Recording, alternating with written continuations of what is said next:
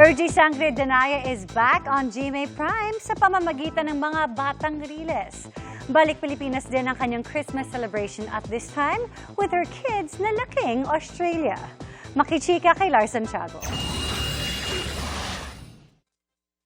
Hindi mo naiintindihan kung anong pinagdaanan ng mga ninuno ko. Sa tuwing nakikita ni Diana Zubiri sa TV ang plug ng mga batang riles, Taga-rilis! Ano ang puro taga-rilis? mas lalo raw siyang nasasabik na mapanood na ito ng mga kapuso. Excited ako, Kuya Lar, kasi kami ang unang show na papasok ngayong bagong taon. So kami ang, kami ang opening ng taon na ito. Kaya masayang-masaya ako dahil ito yung pagbabalik ko after ng 5 taon. Comeback project din ito ni Diana pagkaraan ng 5 taon na paninirahan sa Australia.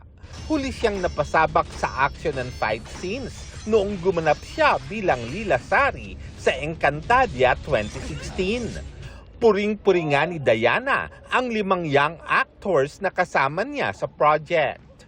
Di lang daw mababait, magalang din daw sina Kokoy De Santos, Rahil Birria, Bruce Roland, Antonio Vinson at Miguel Tan Felix na gumaganap bilang kanyang anak sa serye. Magalang po yung bata, may disiplina siya, tsaka nakita mo trained. Kasi nga po since bata pa naman siya, artista na siya.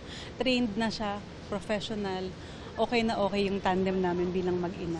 Talagang nagre-reach out din siya sa akin, nagbibigay ng effort, pagdating naman din sa pag-arte.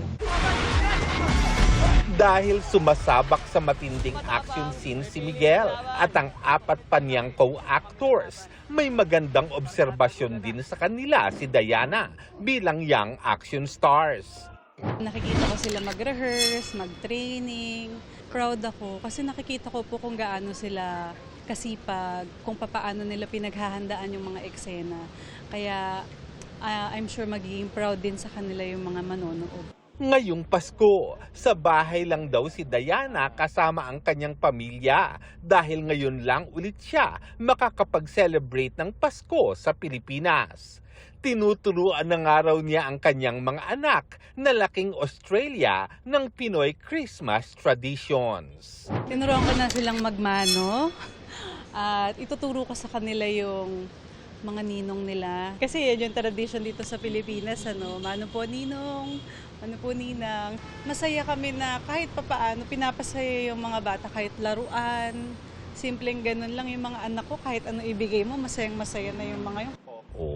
Lars Santiago, updated sa showbiz happening.